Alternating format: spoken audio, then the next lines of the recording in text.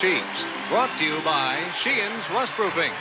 The Chiefs have just come out on the ice for a warm-up period. They're about to try for their 5th consecutive win. They're getting a good round of applause from their own booster club, who have traveled all the way from Charlestown to be here in Peterborough tonight.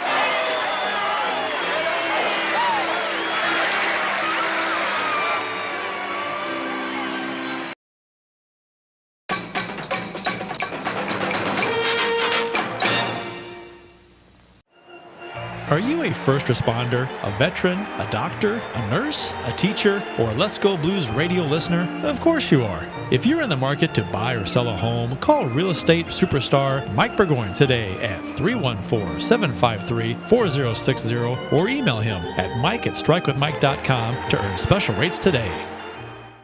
Cut out the coffee, cut out those energy drinks that make you crash, and put yourself in a position to succeed with an energy boost from RockinThatIDLife.com. You'll be energized, focused, and you'll even experience an elevated mood for up to 6 hours. Check out RockinThatIDLife.com to learn more.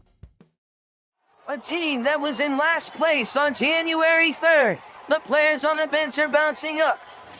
History will be made tonight in Boston.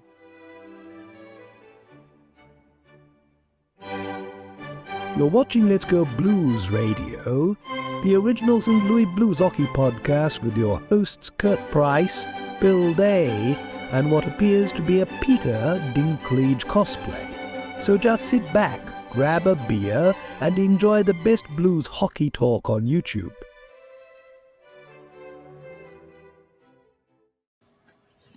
Welcome to episode 8 of season 14. This is episode number 489 all time of the often imitated, never duplicated, like blind men at an orgy, we're going to have to feel our way through. We're the original St. Louis Blues hockey podcast. Let's Go Blues Radio.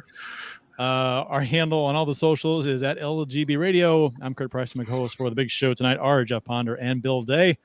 The agenda for tonight includes discussion about the Winter Classic jerseys released for both the Blues and Blackhawks. We'll discuss those. The Blues lost to the Wild 4-2 last night. We'll discuss that. Along with, we'll touch on a couple other games as well. Kapanen was put on waivers and claimed by Edmonton. Edmonton is just helping out the Blues left and right these past few months. Jim Montgomery was fired in Boston, and everyone's eyebrows in St. Louis were instantly raised. And all that and more on the best blues podcast in the history of the world, Let's Go Blues Radio. Wow, that's high praise. I think it's true.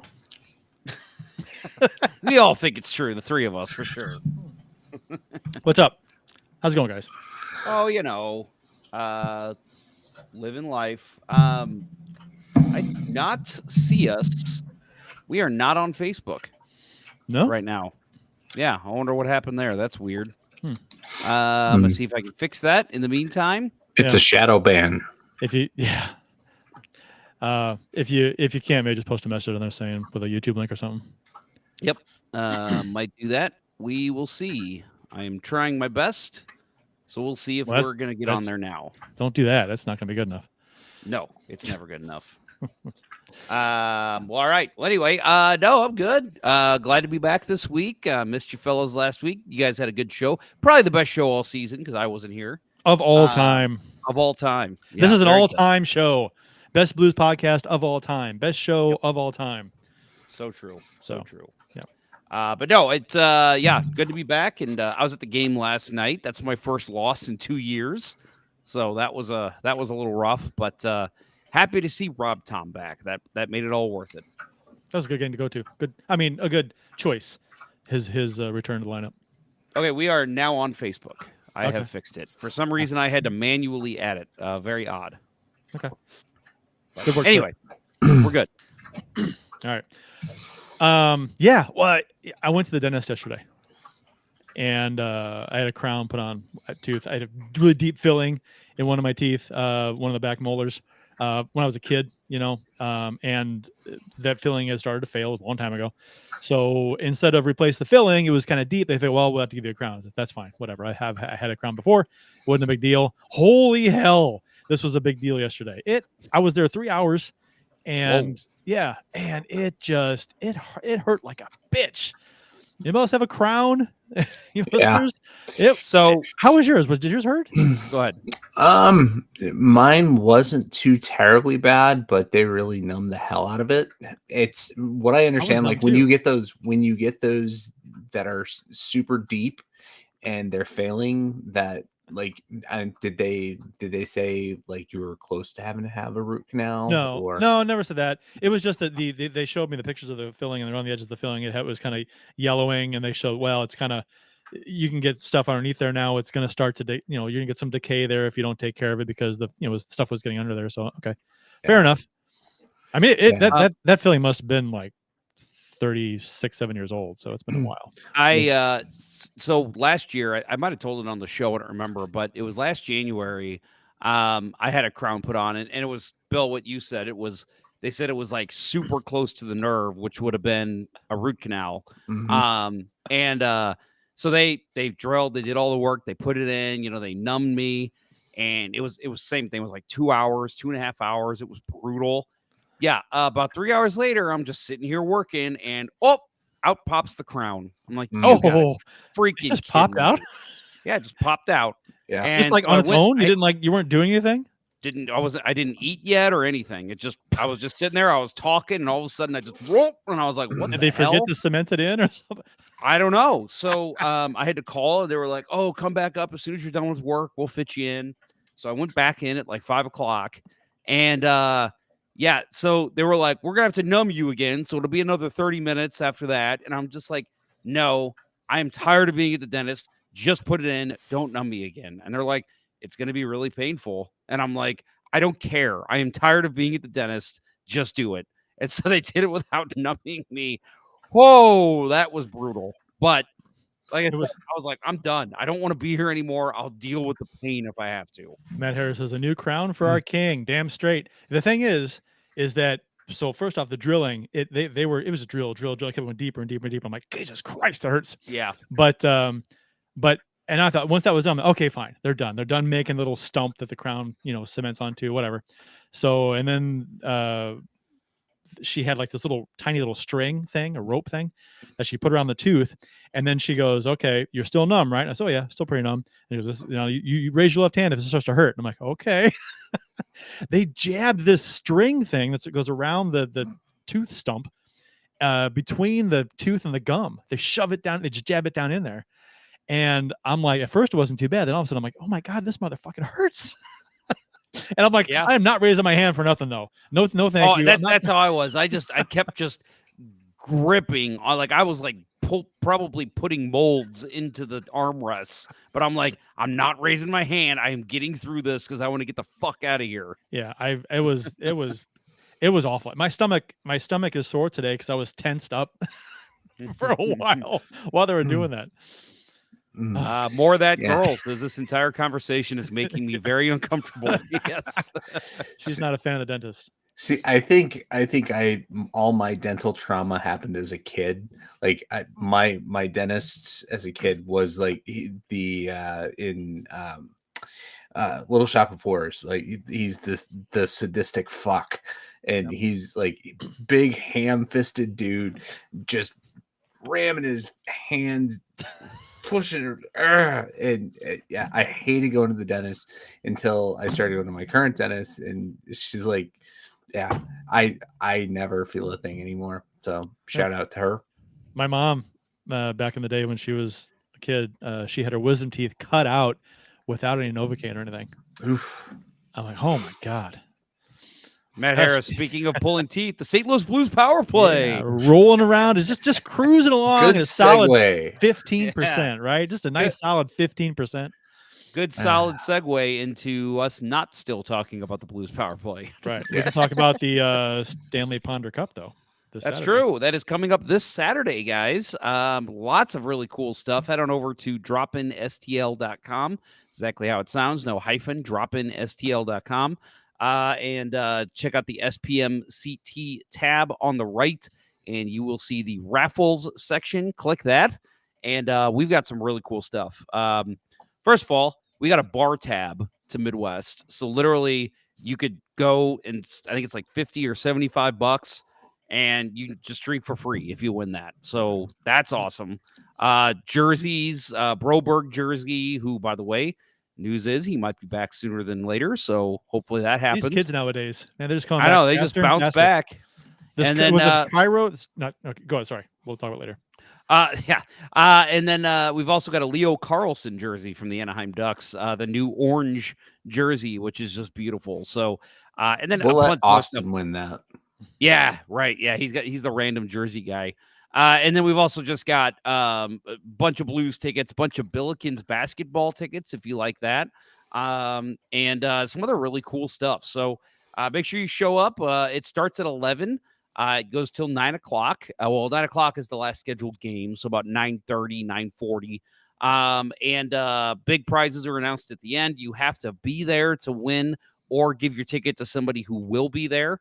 But guys, again, it goes to a great cause this year. It is to our friend Evelyn Parks, a young, I believe she's 12-year-old, that is battling leukemia right now. She's actually getting chemo treatment, I believe, as we speak. So come show up, help her win her battle against leukemia, and we are going to raise a lot of money. I hope that I think this is setting up to be already the most money we've ever made in 9 years of this tournament, which is amazing. My dog just drank a bunch of water, and he comes and wants to say hi. Now I got to wipe off my arm. Wonderful. Drooling all over me. So what's this I hear about Pete? Pete in the notes. Tell us about Pete, Jeff. Well, last night, as I said, I went to the game. I sat in the Jameson Club, which is a beautiful area. Is that the whiskey club? Yeah. And it is literally the tickets we were at right at center ice, last row of the club seats. It was, I think, the best seats I've sat in years. And we had the gentleman who was bringing us beer all night. His name was Pete. And just wanted to shout him out. He was excellent. He did say he would listen to the show. I hope he's not lying. So I just wanted to shout out Pete in the Blues in-game staff for being awesome at his job and what he does. And, if you ever sit in those club seats, those people are so quick. You would think, like, because it's not really, like, they're not really making anything, they get tipped, obviously, but a lot of people don't know to bring cash. Like, those people are so quick. Like, literally, I'm not kidding. I finished my beer and I sat it in the cup holder. He was standing right next to me and he points at me and he goes, "Another one?" I'm like, "How did you know I was done with it?" He goes, "I heard the clang in the seat." And I'm like, holy shit, dude. Like, I've seen you at a Blues game. It doesn't matter what the answer is always yes. If he says, "You want another one?" It doesn't matter at what point of the beer you're at. That is true. Yes, that's a very good point. Might as well just go ahead and bring me another one. Right. Might as well. So I just got a notification that the Teal Town USA has just started their broadcast, apparently, I think. So any of our listeners want to hop over to Teal Town USA and kind of just tell everyone to come listen to our show instead? Yeah. Tell them they're mowing our lawn and we don't appreciate it. Right, that's right. They should come over here. That's right. Wednesdays at 7:30 Pacific is our time. It's our time. Yeah, you tell them. Somebody go over there and say, "Hey, Kurt, Jeff, and Bill say that you guys should come listen to Let's Go Blues Radio." They'll get a kick out of that. Joe Schmo says, "I'm breaking in an awesome new pair of inline hockey skates. Wish I was playing in the tournament." I think I forgot to mention it's inline. It is Midwest sport hockey, and it'll be hockey all day. So come hang out. Bring your kids. It's very kid friendly. We have a great time every year. So I hope to see you fellas there if you can make it. Win yourself a Broberg jersey. Why not?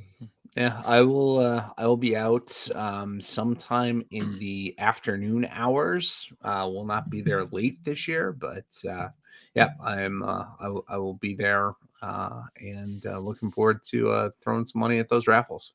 Give me your tickets and I will watch them for you.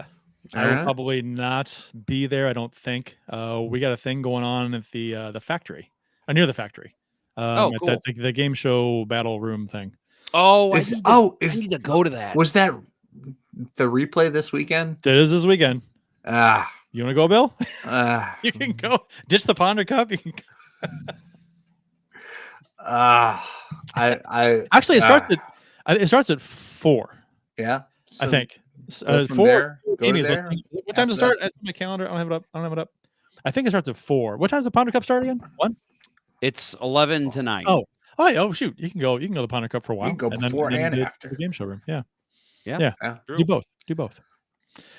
All right. Official beers of episode number 489. You can follow each of us on the Untapped app. Bill's handle is Billy Blue Note 33. Mine is C Price 12, and Jeff's is J Ponder 94.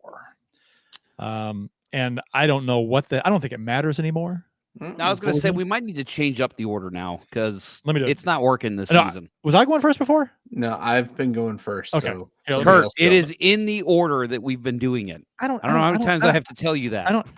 This is the segment of the show that I don't even focus on. Once we finish this segment, I forget about it. You don't even like beer. Hey, just so you know, more of that girl is making your plans for you right now, Kurt. She says 3:30.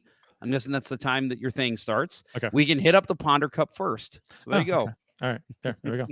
We can do that. That might. All right, we're gonna change it up. I'm gonna go first. Let's do that. All right, go ahead. You go for it. And change it up. I'm actually gonna put it right there in the notes too, so that way we don't forget. Although Kurt still will. All right. I don't look at the notes. I am not drinking a beer tonight. I decided on some Dr. Pepper. That's just sounded good to me. So just I thought, straight, why not? Not cherry Nah, vanilla, not zero sugar, not the OG, wildberry. Baby. The OG.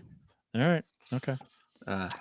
So all that clamoring to go first, and don't even have a beer. You Nope. Dr. Pepper. No, I mean I want to just change it up because my God, this team sucks. Next. Bill, you go. You go. Right, I'll go. Have I had this before? Sweet Baby Jesus. Not on here, I don't believe. Sweet Baby Jesus. It is a chocolate peanut butter porter from Duclaw Brewery. Beery. Where are they out of? It's pretty good. Duclaw Brewing out of where is it? Where were we when I got this? Was it a local brewery? Moose Jaw, Saskatchewan. It might be. I don't know. I can't find that thing out. Amy knows. She'll tell you. Come on, Amy. You're producer Amy tonight. Let's go. All right. So yeah. Go ahead, Bill. All right. So mine, continuing on with clearing out the cellar beers. This one has a brew date of 2018. So 6.5 years this beer has existed, and I'm drinking it tonight. The Schlafly Ibex Cellar Coffee Stout, Imperial Coffee Stout. And do they change the labels on those every year, or are they pretty much the same? I haven't seen Ibex in a while. Okay, because I remember I bought a 4-pack of those when it might have been 6.5 years ago. It might have been years. I remember drinking it at the time. It was quite good. Yeah, no, it's the coffee is out, but the Imperial Stout part still very, very good. And it poured a nice head. It is not flat. I'm enjoying it. I have one more Ibex Cellar, I think the Scottish Ale, and I'll probably save that for January around Robbie Burns night. We are going to take a short break here. On the other side of this break, we will start to discuss the St. Louis Blues Winter Classic jerseys that were released earlier today. So that'll be fun, and we can give our 2 cents on those. I know a lot of people have some comments and opinions on those, and they're already starting to talk about it in the chat. So we will talk about that when we come back. You're listening to Kurt, Bill, and Jeff on Let's Go Blues Radio. We'll return after these messages. As a hockey player, Mike Burgoyne knows a thing or two about making the perfect play. And when it comes to real estate, he's always ready to score the winning goal for his clients. If you're a first responder, a veteran, a doctor, a nurse, a teacher, or a Let's Go Blues Radio listener looking to score the home of your dreams, you'll receive special rates with Mike. Go ahead, shoot some questions his way, and he'll have the answer quicker than Curtis Joseph on a breakaway. Curtis Joseph got the pedal down! Any barriers? Mike will mow them down like Chris Pronger in front of the net. He'll score you your dream home or sell your existing home faster than a Brett Hall one-timer. Put past the Hall, he shoots, he scores! See Burgoyne's real estate prowess in action today by emailing him at mike@strikewithmike.com or by calling 314-753-4060 That email again is mike@strikewithmike.com, and that phone number is 314-753-4060. Getting Mike Burgoyne on your team will be the boost your power play needs. Hey guys, it's Jeff. You know, the fun, energetic host of Let's Go Blues Radio. I know I give off a natural energy and cheerful glow, but as I've gotten older, I've realized I need a kick in the pants to get going. I've tried it all, from forcing myself to drink coffee to picking up an energy drink every morning, but none of it provided true, sustainable energy without crash. Luckily, my friend Dustin at RockinThatIDLife.com told me about their product, Energy, which provides exactly what I need. The first thing I do every morning is fill up my shaker bottle with water and a small energy packet, and within minutes of drinking it, my day truly begins. I feel motivated to get going on my work and feel the mental focus take effect as I dive into what I'm doing. I don't crash, and I feel like $1,000,000 throughout the day. Reach out to Dustin today to experience how much better your professional life can be. Email him at rockinthatidlife@gmail.com and get $10 off your first order. That's rockinthatidlife.com, and that email again is rockinthatidlife@gmail.com. Don't let a lack of energy keep you from being who you want to be. Yes, and as you can see, there are a lot of different ways to stamp out thirst with refreshing Stag beer. Now, one of the most popular is this handy six-pack.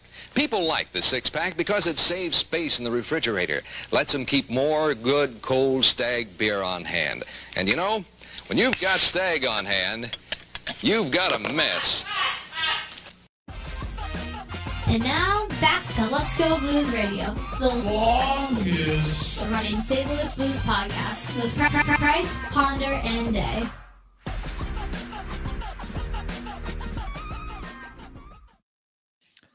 The Enterprise Center will be a neutral site for one of the PWHL's Takeover Tour games, which is the Professional Women's Hockey League, for those of you who don't know.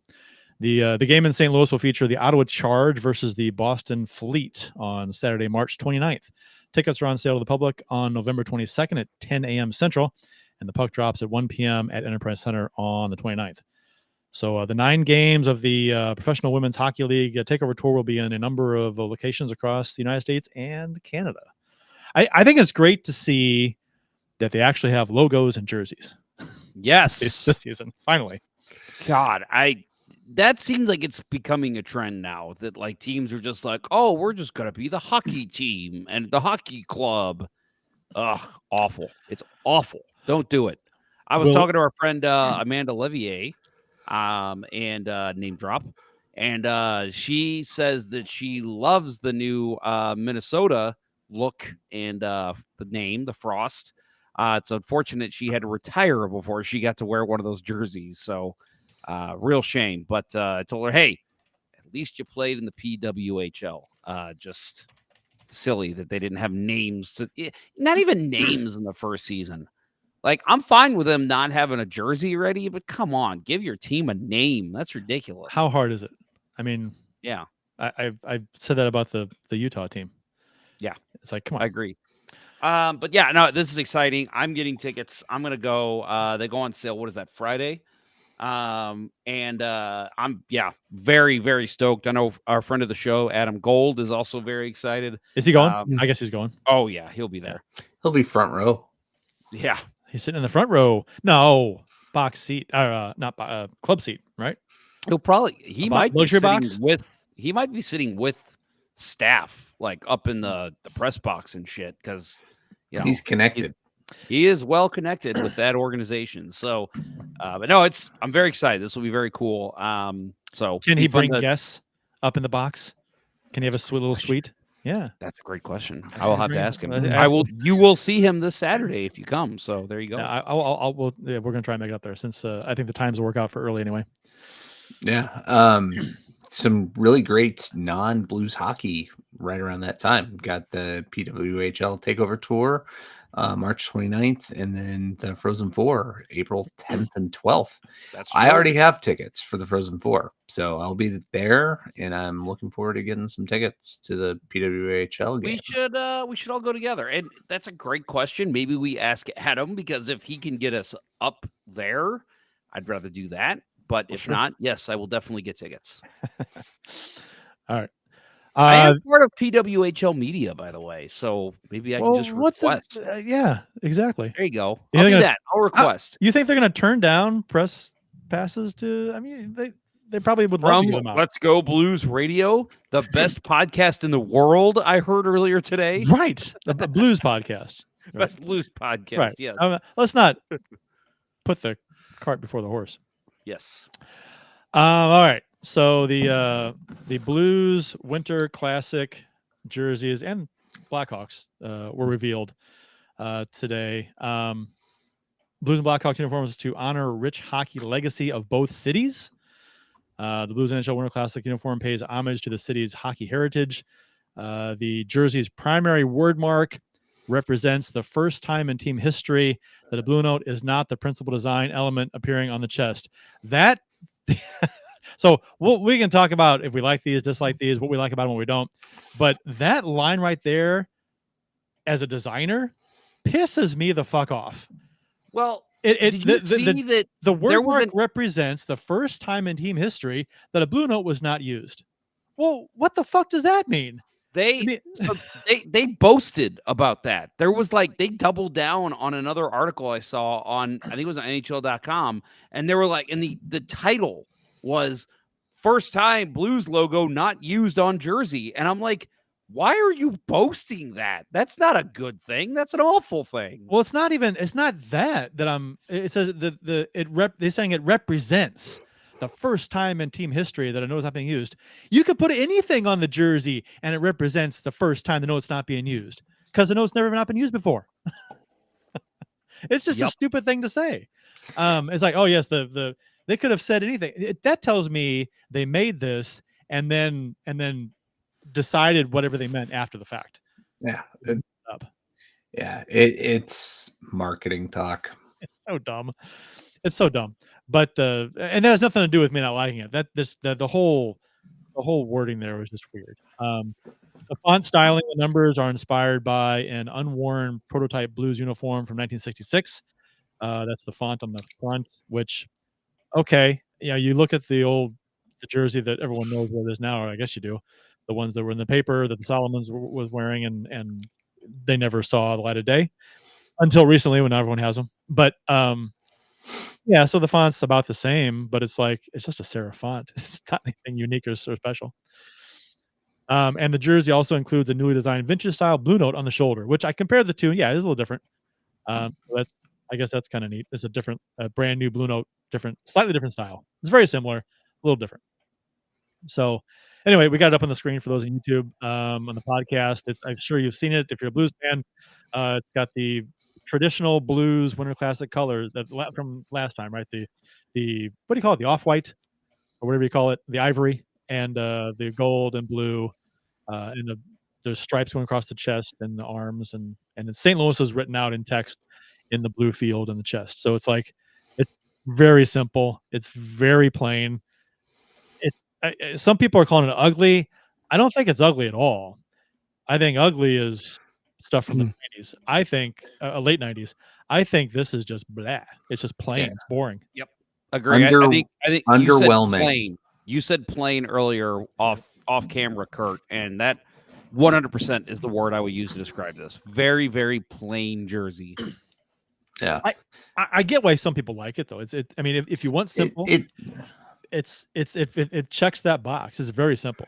Right. There's nothing offensive about it whatsoever. It's just, like I said off camera, at least they didn't go diagonal with the lettering. Right.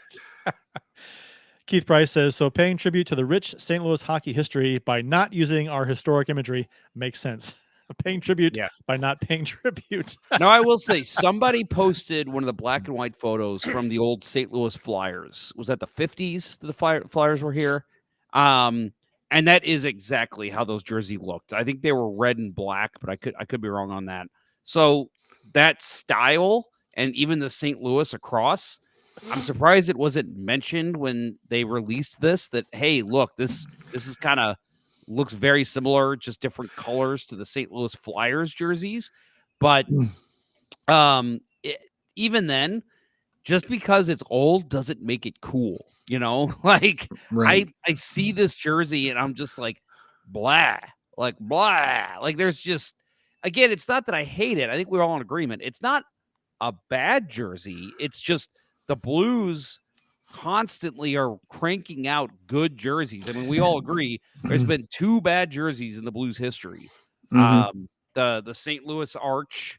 Oh, not the arch jersey, but the one that has the St. Louis arching over the blue note. Blues. And then of course, It says Blues. I'm sorry, Blues. Yes, Yeah. Blues. Sorry. And then the obviously the clown jersey. Everything else since then, even the yellow jersey a couple years ago, I was fine with. This one, you could have done a little bit more. I feel like there was not enough effort put into this, and if there was, fire that person because they're eating away your money. Baked Beaver says the lowercase t doesn't make sense. It's because it's not a lowercase t. It's just a smaller uppercase t. Yeah. It's upper lower. I was going to say, I actually agree with that. I thought that too. As a first thing, I guess maybe in my English mind, I looked at it and I was like, why is the T so small? And it's like, okay, I get it, but it's very silly. It should be the same size as the rest of the letters. Yeah. Or make it an actual lowercase. Yeah. No, that's like the first thing that my eye went to when I saw this today. But yeah, very good call out, Beav. There's just a lot of negative space on the front of this jersey, and I don't like it. I the back of the jersey, like it. I like the numbers. The new font for the name is cool. The font for the numbers is cool. That's fine. Like it. It's cool. I like the color scheme. Love it, obviously, because it's the same one they had last time. I like the stripes even. The stripes are fine. I have no problem with the stripes. It's just that St. Louis is like they designed a jersey that was going to work, but it had to have a kick-ass logo on the front to make it, like badass. And they just didn't. They just put St. Louis there. Yeah, this would be a really great design for a rugby shirt. You put Coca-Cola in the middle of it, and it's the Coca-Cola shirts from the 90s. Well, I'll say too, looking at it right now, it's fine. It's not like I hate it. It's just blah. But now that I'm like really looking at the front and back, knowing that the back doesn't have those stripes on it, and they just, I guess, end. I was wondering that too. That is going to look weird. I don't like that. That's a bad look. If you're going to have a stripe across the front like that, it's got to continue to the back. Yeah, yes. Like Montreal, right? And Montreal has the stripes on the front and back. And I'm wondering where does it cut off? I mean, I guess it's right under the arm. It's but got to be right under the arm. I guess, at the seam. Yeah, it's got to be on the seam. That's so it's just going to end. That's I don't like that. It's a bad design. The Blackhawks, and we can we've got both up here. Show us Bedard. Oh wait, it's fully not now. Bedard. It's So we got the Blues compared to the Blackhawks there, a little bigger. I like what I saw somebody say. Both in this picture specifically, it looks like both guys are going, "What the fuck am I wearing?" I mean, I like the Blackhawks jersey, and this is interesting because the Blackhawks have the horizontal stripes on the chest too, and on the sleeves, matching up the same level. So it's like, okay, so St. Louis is kind of if Chicago's jersey is like this is how it's going to be their home team, we're kind of limited. If we're going horizontal stripes, we can't put a circle logo there, or it's going to look like the exact same pattern as the Blackhawks jersey, just different colors. You know what I mean? Yeah. It's going to look the same. So it is kind of weird to me that both teams have horizontal stripes on the jersey going across. It looks. So I guess I'm not saying that I know what's best with creating a jersey. I don't. It's just I do. But I look at this. Yes, Kurt does. Yes. But I look at this and I just say, you could have done more. Like this just isn't. And they're playing off the whole. This is in honor of our St. Louis hockey tradition. How? If you want to do that, put a fucking arch in there, like the arch logo from 10 years ago. Like this does just because you have the word St. Louis written on your jersey. That's paying homage to St. Louis hockey. It's the same font. Right. Sorry. It's the same font. Actually, it's not. If you're a font guy, it's not the same font. It's the same. It's a serif font, But if you look at the jerseys and the one Solomon's wearing and in the paper, it's the serif font like that, but that font is different. It's not. Well, and again, let's think about when that jersey was worn. Yes, it is very cool to see that jersey flying around like we STL Blues history had for a while. Like, really cool to see. It's a part of St. Louis hockey history, yes, but it's like, again, that was before they had a team name, and just because it's old doesn't mean it's cool. We don't need to remake something that was very kind of bland even for its time. So I don't know. I just don't like it. It's before they had a team silly. name. Yeah. The jersey that they didn't know the team name was going to be the Blues when that one came out, right? Yeah, they did. It says St. Louis Blues. Oh, they did? Yeah. Oh, it does? Yeah, it says Blues. I haven't seen it in a while. It says Blues. Yeah. Okay. Yeah. Well, either way, still, it's just, again, just because it was in the 60s doesn't mean it's something we need to recreate. Yeah. I mean, I said it. I think it's underwhelming, and there are just some odd design elements. The big to little uppercase thing, the stripes not continuing around the back. I think all of us, when we were talking about what we were hoping we would get out of this, we're hoping for the early 90s, right? That's the one that seems like everybody that, in this group and everybody that we talked to wanted.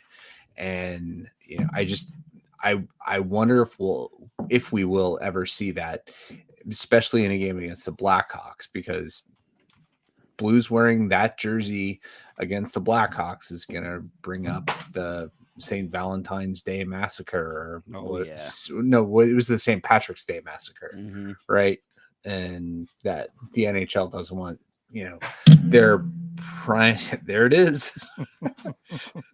Oh my Lord! There's the rugby shirt. But I had a yellow and white one like that. Yeah, I think we all did. Yeah, I don't know. I think the helmet, I like the helmet with it, but I said this before too, and I agree 100%, Bill. It should be the early 90s jersey. And again, it's fine that it's not, but give me something really, really cool. And this just ain't it. And I'll say, I said this a couple weeks ago, we were talking about the Winter Classic. Give me a blue jersey. Let's have this be a blue versus red game. Why not?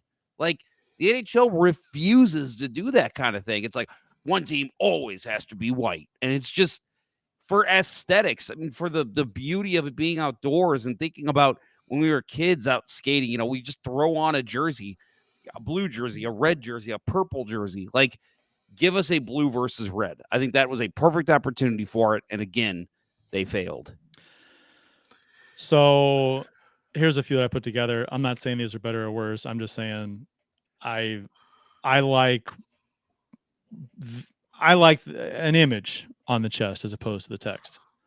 So we got one of the older. What year is that from? 80s? That's from the 80s. Yeah, that's early 80s. Early 80s. That circle logo with the blue note and there's the St. Louis Blues in the circle. Yeah, that's you can see it. That's on the chest. My old scrapbook. Yeah. There's that one. And then there's with the Winter Classic blue note from before, which I didn't think they were going to use because they've used that twice already, that note. Yeah, look, so I've got all these things. I got remember. And there's the arched one you talked about, Jeff, that was not what received the Ruth Ornest. All right, Bill, where do you have that in your house? Go find it. What are you gonna do with that? Hold on. Oh God, he does have one. Do you have one of those? One of those jerseys? Yeah. No, I don't have one of the jerseys. I got a T-shirt that has that logo. Though. Okay, I was talking to Bill. I guess he didn't hear me. No, he took his headphones. And then there's the 90s, the one that I think we all want them to do. To me, it's like you've done the terrible, ugly, hideous clown jerseys. Why not just give us this? Like this was the better jersey in the 90s. If you want to pay homage, you could do a whole half hour. You could do an hour special on this jersey and the players that wore it. The Hall & Oates era. This is the Hall era. Mm-hmm. Hall & Oates era. I mean, everything. It was just that was such a, I mean, so many great players came through. I mean, Stevens, this was the whole Stevens era. You could do a half-an-hour show just on Stevens alone in his Shanahan, season Janney, with the Blues. Joseph. Yeah, all of them. Yeah. I just Schneps wore that jersey. Harold Schneps, Yes. Momesso wore this jersey. Darren Kimball, Jim Rick Montgomery. Mahar. Jim Montgomery wore this jersey. When I look- Montgomery, there you go. Yeah, future Blues coach. When I looked at this, when you put this in the chat earlier, I was like, "Hey, it's Rick Mahar." It's, Yeah. that would actually be if Tom Tilley were named captain of the Blues. Forgive me if I'm wrong here. I'm starting to think he wasn't. His last year in St. Louis, did Bernie wear this? Yes. So I think this even extends out to Bernie, which is awesome. So why not give us this jersey, man? And I feel like this was the era that hockey really started to get big in St. Louis. Oh, so it's Hull like- was here, and the Savas Center was built. Yeah, at I the just time. I don't get it. Why that's- not? So many things happened during this era of Blues hockey that Yep. set the stage for the entire future of Blues hockey. Brett Hull put hockey on the map in the Midwest. So Right. They called Savas Center the Kiel Center. the Kiel Center, right? Yeah, the Kiel Center, the house that Hull built. Right. Yeah, I mean, so it is what it is. I don't know. Bill's probably gonna get one. I mean, I don't hate it, but I'm fairly certain it'll wind up under the Christmas tree for me, and I'll wear it. Yeah, I mean, I agree. Again, if I were to be gifted this, I wouldn't be like, ugh. Like, to be honest, if somebody gave me the clown jersey, I'd be like, thanks. With this, I'd be like, oh yeah, awesome. Yeah, to be fair, I'd wear this. I mean, I wouldn't. I mean, if I'm picking a jersey though, it's not gonna be this one. But if I was given to me, I'd wear it. I did like what somebody said. I saw a fan on Twitter. I think it wasn't even a Blues fan say this looks like what you would buy when you're walking into a hockey game and somebody is selling it under the train tracks. Yeah. Or you go to Kohl's and they're selling. It's a sweatshirt, unofficially licensed. Yeah. Right. Yep. There's also fleur de lis designs are featured on the inside back neck, and hem loop labels to honor the city of St. Louis. Stuff you can't see. Yeah, well, on TV. We've got that now, right? Isn't that in the current jerseys? There's something in there. The current jersey I thought was the city of St. Louis flag. Yeah. All right. Fleur de lis. I'm all over that. Yeah, no, you can't see it on TV. It's not. I mean, you gotta basically own the jersey or see it in a store to actually see it. So that's always kind of weird to me. I mean, it's a neat little thing to have things on the inside of the jersey, but don't make them too cool. Don't put the coolest stuff on the inside of the jersey. Yeah, it's funny. I actually was told somebody at my work who's not a hockey fan how they are starting to really like get big on designing the inside of the jersey, and she's like, "Why?" And I'm like, "Well, because I really don't know why, but it's cool. Because it is an odd thing. Because it sells. Like, right, it's one more thing. Oh, and it's also got this really cool thing on the inside that you can't see. Do you know what People would make like this us will buy jersey it. exponentially better? Just one little thing. Keep the St. Louis on the front. Just put a mid-size fleur de lis in the middle. Yeah. Like over the yellow line, kind of made twice as thick as the yellow line or something, and coming or above it. Just something just a design element somewhere on the front, not just text and stripes, right? Or an actual designed thing. Right. If you're gonna mess around with, having a smaller uppercase T, make the I dot the I with a fleur de lis. Oh, there you go. Yeah, is something creative on the front of it, right? Yeah. It's just it's lacking Bland. creativity, is what it is. It looks like something you could put together in paint. Yep. So Yes. Underwhelming. yeah, but I'm sure it'll have its fans, right? And I'm sure you'll see it in the stands. Oh, on me. and again, I said to our friend Dr. Nighthawk, said she loved it. She's excited to get one, and I said I'm glad people love it. Like when the clown jersey came out and everybody hated it, it was like, what were you thinking? With this, I see why people like it. I'm not dogging anybody who likes it. I'm glad it's got fans. It's just it's not for me. Yeah, and I mean, as a designer, I want to see something designed. I just want to see some design effort go into it, some creativity go into it. I don't see any creativity in this jersey at all. So that's where I'm coming from. Kasperi Kapanen finally put on waivers, and then our good old buddies north of the border, northwest, Edmonton Oilers claim Kapanen. They helped us out again. So thank you, Edmonton, for not matching the offer sheets to Broberg and Holloway. And also thank you for taking Kapanen when he goes on waivers. I'm like, does it not feel like we just had like the greatest trade of all time? we got him Broberg again. And Holloway. We got him again. And we gave him Kapanen. What a trade. Is it wrong to say that I'm starting to fall in love with Stan Bowman? I want to say that part of me hopes the Bowman was like, oh, I'm gonna fuck him over. We're gonna take the guy. We're gonna take the guy that put on waivers. And everybody, even at this point with Armstrong, had to be thank God we don't have to deal with this guy anymore. So I'm like, and if they had matched Holloway, they wouldn't have to go after Kapanen. Maybe they'd have. I don't know. Well, it was apparently because Victor Arvidsson's hurt. The Oilers, because of their cap issues, have been forced to play 7 defensemen the past 3 games. Like they don't want to do that, but they had to. Yeah. So, I get why they wanted to bring in another forward that they could afford, but this is not the guy, Edmonton. Well, he'll be good for the first 3 games, and then you'll never see him again. Well, and I read that apparently their big thing with him is the speed, because behind McDavid, they don't have anyone with speed. And I'm like, okay, he'll give you speed and nothing else. You know what, though? I mean, let's be fair. Oh God, what's his name? I'm drawing a blank. Played with McDavid from St. Louis. Why am I not drawing? Pat Maroon. Maroon had a nice season with McDavid. Put up some goals. So I mean, if he can do it with McDavid, Kapanen can do it.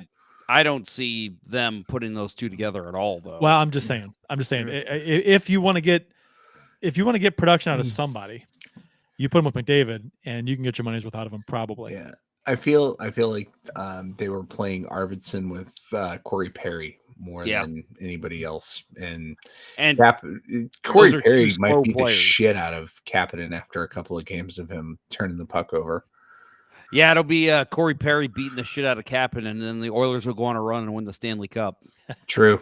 Kapanen re-signed a 1-year, $1 million contract this offseason. He had 1 goal this season, and it was a -6 in 10 games. So, and that 1 goal was a game winner against Carolina. Yep. Hey. I was at that game, and when he scored, my brother started laughing at me, and he was like, "Oh, still hate Kapanen?" I'm like, "Yup." He scores 1 goal, and I'm supposed to love him? No. Oh, you betcha. You betcha.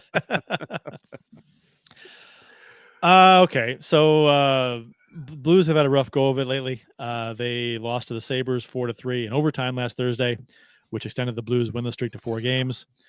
The Blues then got revenge on Boston, winning 3-2. Hang on real quick. Let's at least mention P.O. Joseph was injured in that game. Yeah. Lower body injury, 1:22 of the second period.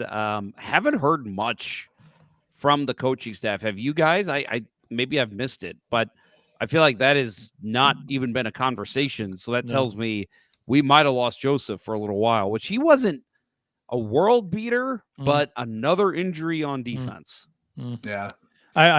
He's honestly, I thought kind of a dime a dozen defenseman. I like his brother better personally. Yeah, I do too. At least so far. And I'll tell you what, Corey Shinneman after his first game has looked the part. I was going to bring that up in the next game here because he played. It was he came out of nowhere. And all of a sudden I'm like, wow, he's playing pretty well. I kind of like him so far. Yeah. But in the Boston game, the Blues did win 3-2 in overtime. Got revenge. This was a revenge game. I talked about this game after we lost to Boston on the show last week. I was like, it's good we played Boston in the game after next, because it's like you want to play those guys right away. The way you lost against Boston, allowing the goal in the third period late, you want to play them again right away. You want the revenge game, and they got it. So, and this was the game that you mentioned that Schueneman was recalled from Springfield. Leo Loof was reassigned to Springfield, who was called up and then didn't play, went down. Yeah, what a weird call up. I don't know if it was paper. I don't know, but I expected him to play. When I heard that there was another defenseman being plugged in, Loof's going to play. Oh, it's Schueneman. Okay. Yeah, when they called up Schueneman and I read the press release that said that they sent down Loof, I thought, okay, he was up here for what, literally 2 days? And I'm like, that's odd. Yeah. I mean, at least he got an NHL paycheck for a couple days for him, and he was able to practice with the team and see maybe that was part of it. Like, let's get him up here and let him see how the Blues roll with their coaching and everything. But just odd. But yeah, I agree, man. I think Schueneman has looked really good for the Blues. He previously dressed in 31 NHL games across 2 seasons with the Canadiens, tallying 7 points, 2 goals, 5 assists, and 8 penalty minutes. So Schenn got the game-winning goal overtime in this game. He's now in sole possession of 7th all-time on the Blues roster for game-winning goals. Schenn has 2 game-winning goals this season overtime, and they are identical. Yes. Left wing coming down, exact same play, face-off dot, whatever, and he just lets it go far post in. And it's funny because he tried before he scored this goal. I think, correct me if I'm wrong, he had a chance to early in overtime to the exact same shot, I think, or was it late in the game? I don't know. It was late in the game. Okay, and the same left wing coming down, and he had that same. I'm thinking, that's how he scored in overtime earlier this season, and he's trying to win the game late. But yeah, exact same kind of goal. Just he's kind of you can criticize Schenn a lot this season for his production or lack thereof this season, but in overtime he's been good. He's been a good overtime player. Yeah, so. I will say that is one thing with Schenn that I'm like, get him on the ice in overtime. He's money. He's absolutely money. I was actually watching the NHL Network carried this game as well, and they had EJ Radick and Mike Johnson calling the game. Which, by the way, I don't know if you guys ever hear Mike Johnson call games. Whenever the Blues are involved, all he does is talk about how much he loves the city of St. Louis. And he was so happy to finish his career in St. Louis. And I'm like, you played, 5 games here? But, like, he loves St. Louis, which I'm like, hey, that's awesome. I'm very happy to hear that. But yeah, no, he was part of that 06 team that was so terrible. But I remember him just walking across, like, my favorite Mike Johnson in a Blues moment. He was late in the game and the Blues were down, and he just walked across the blue line and just dropped a clap bomb just inside the blue line. Nobody was expecting it, and upper glove, perfect shot. Like, I love that guy. Yeah. And yeah, now he does. Now he calls games for Sportsnet Montreal, and so I see him frequently. And yeah, he's great. He's a great hockey mind. Yep, but he called it on the feed. He said when overtime was starting, they were panning across the Boston bench, and he was like, he even said, he goes, when you look at the players on the ice that are going to be playing in this overtime, you instantly think of Pasternak, Marchand, Kyrou, Thomas if he were here. But then he's like, but I'm telling you, watch Brayden Schenn. He's like, this guy, all he does is score overtime goals and thrilling goals. And what do you know? I mean, Brayden Schenn's the guy who scores the goal. He's now in sole possession, 7th all-time Blues roster for game-winning goals, which is super impressive. And he's only trailing Tarasenko by 1 for first all-time in overtime goals for the Blues. So Tarasenko has 10. Schenn now has 9. Very impressive. And yeah, I'm 100% with I wish we should factor in shootout goals too, because he's usually pretty damn good in the shootout too. So this guy is, you want him on the ice in overtime and shootouts. Yeah. I will say, and stop me if you've heard this before, but it's awesome to see Brayden Schenn pick a corner from the top of the circle in TD Garden. I've seen that once before. Yeah, beauty. Wonder if the Boston guys remember that. Yeah. That was it's funny you talk about like DHs in baseball, right? I seriously, I think I said at some point last year, I'm like, just let Braden Shen take faceoffs, go straight to the bench, and then play all of overtime. That's all you need him for. Yep. Specialist. Mm-hmm. The next game, the Blues fell to the Hurricanes on. Hang on, real quick. I just wanted to call out Trent Frederick in this game. He's the third Missouri-born player to have a multi-goal game against the Blues. Pat LaFontaine did it 6 times, and Clayton Keller has also done it. So I thought that was an interesting little stat that I read. Clayton Keller already has 2 goals in the next game we play Utah. Blues fall to the Hurricanes on Sunday 4-1. Hofer was in net for this one. Stopped 2024. Natchez just tore us up like he's tearing everybody up right now. I think he's from St. Louis. He's got, he's on. Is he secretly from St. Louis? Secretly from St. He's Louis. he's on like a 2-point a game pace now for the past. How long has it been? For a while. I don't know. At this point, at the end of this game, he had a point streak of 13 games, added 2 goals and 2 assists in this game. Ridiculous. Yeah, crazy. And he's not getting talked about. Like, the crazy thing to me is this dude's. Let's see. I got it here. After this game, Nikas ranked 3rd in the league in points with 30, just behind 2 guys. I don't know, named Nathan McKinnon and Kirill Kaprizov. Like, this dude's on a torrid pace, and nobody's talking about him. Yeah, and he almost got traded in the offseason. Like they were talking about finding a new home for him. That's nuts. Yeah, I agree with you, Jeff. You got some notes in there that the Blues looked really well to start this game, and they did. But the penalty that was taken by Sundqvist late in the first period, and they gave up that power play goal against, that turned everything around because the Blues were playing really well. They didn't give Carolina much at all. They had beaten them earlier this season. So I'm like, well into the first period, I'm like, man, the Blues are just matching up really well against Carolina. They're just playing them well. And then that they got that Sundqvist took that penalty, and then they scored that goal, and then there was a completely different game after that. Even with that goal, I thought this was one of the best periods of hockey the Blues have played all season. I was like, defensively for sure. They didn't give Carolina anything. I thought offensively they weren't getting a lot of chances, but they had a ton of zone time, and they just were not letting Carolina get out of their zone. It was vintage 2019 Blues hockey is what it looked like. And I'm like, whoa, like you said, I'm like, we saw them beat Carolina earlier this season. For some reason, they just match up really well with Carolina, but then the wheels fell off at the end of the first. Yeah, and it was all Carolina after that. Yep. I thought Kochetkov, they did have some really good chances. And Kochetkov, I thought, played a very, very good game in goal. He made some huge saves at huge moments. I saw after the game, I think it might have been Ryan Suter. Somebody on the Blues side said they thought they played a good game. It wasn't the 4-1 score was not indicative of their play. And I actually agree with that. Like I think obviously the first period they were fantastic. Second and third, I thought they were okay, but Carolina just took the game over. Yeah, I thought Carolina was just a much better team after that power play goal. They were inspired, they had to change the game plan, whatever, but they played much better. They took it to the Blues a little bit more after that. So, yeah. And as far as the goaltending goes, I thought Kochetkov was the difference in this game. Just like last night, I thought that, their goaltending was better than our goaltending. And that's been a constant theme this season. Our goaltending hasn't been terrible, but it hasn't been the difference that it was last year. And our goalies are getting outplayed every night. At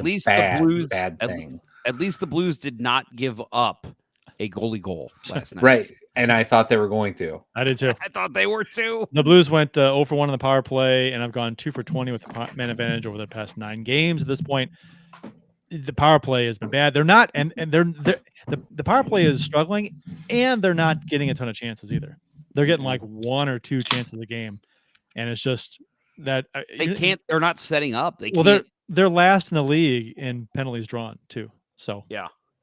And they're, like I said, they're not getting set up. They get into the zone and they'll kind of pass the puck around a little bit, and then they'll miff a pass, and then it's out of the zone. I think and it's just no pressure. I've seen far too often where they get the puck into the zone, for example, early in a power play, and after one pass, they might have a really good scoring opportunity, but they pass it up. Mm-hmm. But because they haven't worked it around enough or something, or that wasn't the game plan.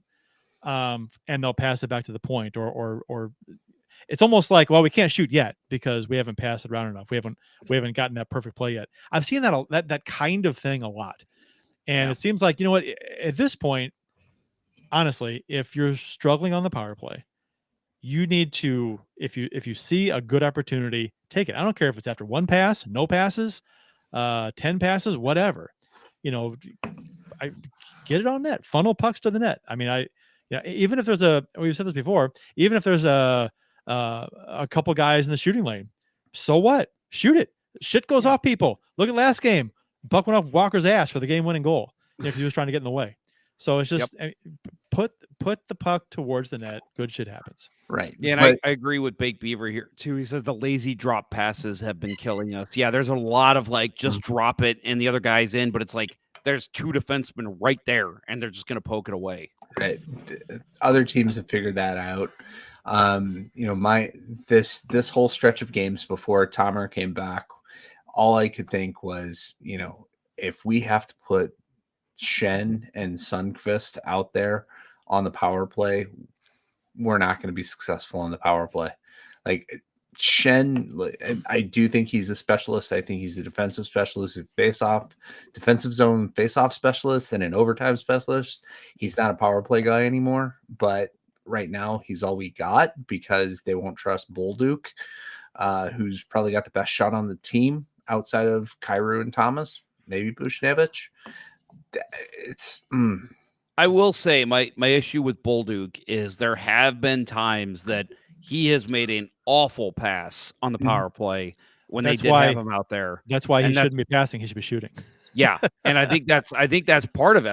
I think that's Coach Bannister saying, if you're going to make bad passes rather than pass up chances, you're going to sit. I'm not playing you on the power play, but hopefully we see him get another chance at that, because that's who you want him to be, is a power play guy that shoots the puck, fires the puck. One timer, whatever, set up on that off wing. So, and the Blues last night fell to the Wild 4-2 in an important Central Division showdown. Robert Thomas returned from a 12-game stint on the IR, who had a fractured ankle. He did all kinds of things to recover, to get back on the ice. Cryotherapy was one of the things he did, which, if you're not familiar with, it's cold therapy. It's a treatment that uses extreme cold to freeze and destroy abnormal tissue or cells. So he also listened to dolphins having sex. That's just you know what that comes from, right? Dolphins having sex? No. Are you going to name some kind of obscure TV show? No. This was actually something that Aaron Rodgers was apparently doing to recover from his Achilles injury last year. He said the sounds of dolphins having sex, first off, it soothes your body and lets you heal faster. Aaron Rodgers is crazy. Agreed. He's an idiot. Aaron Rodgers is going to be the head of the CDC in the next administration. Maybe in his next life when he's rule of the world. Yeah. But no, I did hear about that cryotherapy. That is really cool. And, it is. And I know that this is probably stuff that was suggested to him, but I think a lot of players would be like, no, I'm good. Let's just, rehab or whatever I need to do. Like, to me, that screams that he wants to get back on the ice and he wants to play, which I fucking appreciate. They say that athletes can use cryotherapy to aid in recovery, boost energy, or gain a competitive edge. Cryotherapy can be used in the form of an ice bath, cold shower, or a cryo chamber. Yeah, I've heard that term cryo chamber used a few times this NHL season. So it's yeah, I mean, I don't tolerate cold well, so you'll never see me doing that, but I'm Well, also not a professional athlete who gets You're paid. also 72, right? you know what they No, say, Kurt's 72. right? I'm Oh, 70. Get it right. That's right. They also say that you're supposed to at least finish your shower in cold water. They say that's actually very good for you. You Mm. take a hot shower, but the last like 30 seconds, Oh, cold. I always finish in the shower. Right. That's why you're. that's That's what- why your plumber is always at your house. yeah. That's right, all the time. Why not a penalty shot? Oh, he got a shot on goal. That's dumb. Don't take that shot. Sorry. So Bennington was in net against Gustafsson. Bennington, not his best game of the season, to say the least. Well, the one goal mainly, I guess. But That, let me ask you, the Ryan Hartman goal. First of all, Mhm. the fact that it's Ryan Hartman, motherfucker. fucking goddamn it! I saw who scored. I'm like, you got to be shitting me. Fucking Yeah. Ryan Hartman again. Of God course damn it's it! Ryan Hartman. And Fucking let hate me that ask guy. you guys, and I know it's asking a lot because we've seen a lot of goals in the last 5 years. Worst goal of Jordan Binnington's career? No, That was pretty bad. No, It, I mean it was bad, but it was bad, and you can't give up a goal to Ryan Hartman, and I think Ryan Hartman's in his head. I think if there's one guy in the league that's in his head, it's Ryan Hartman. I can't pick a. I mean, I know there's some goals that he went to catch and just waved at and missed. I know that's happened, which are pretty bad. I don't know. It was really bad. That was It's up there. bad It's goal. up there. Yeah. But I mean, I'd have to go back and look at some of the goals. But there's got to be some worse than that. It was so bad that the initial, the initial call on the game-winning goal was that it just went straight through Bennington, right? Yeah. And it was bad. It was bad. It was a bad goal. Really, it was really soft. It was one of the softer goals. I'll say this, Jeff. It was one of the worst goals he's ever given up. I don't know if I put it top. It was bad. Yeah. But I'll say, Bill, you and net, you make that save. Right now, you would have given up every other goal out there. Every other shot would have been a goal, but you would have stopped that one. Yeah. No, I think that on that goal, Hartman did a smart thing shooting when he shot. Because Bennington wasn't expecting it, and it was like it was right when he was lifting the skate to push, and it went right under the right pad, and just all he has to he do wasn't set. He was still adjusting to where he thought Hartman was going, and he wasn't set. He shifted, and it went under him. And it was so painful. Like those goals, when you see it hit and slow down and it's going to go in, like those are the worst, right? It's like, watching somebody shooting from a mile away, like with a gun at you, and that's how you're going to die. You're like, oh, I'm going to die. It's going to go in the net. This was a pretty good. Very painful. I thought the Blues had a really good start to this game. I thought the first 3 or 4 minutes, the Wild, I think they said the Wild only had 3 seconds of possession zone time in the offensive zone. So the Blues had plenty of chances in the first 10 minutes of the game. Had the far better chances than Minnesota in the first 10 minutes, especially. But and they got good goaltending, didn't they? And they did. They got good goaltending, and then that first goal against Bennington and Hartman just took the sails out of that. And then and I want to talk about the play-by-play crew. I'm gonna rip on them here because I don't like Beaut doing play-by-play. I don't know how you guys feel about it. I think we said this before. I said this before. Hate it. He sounds like he's just trying too hard to be a cool announcer. And what is he? 80, 60? What is he?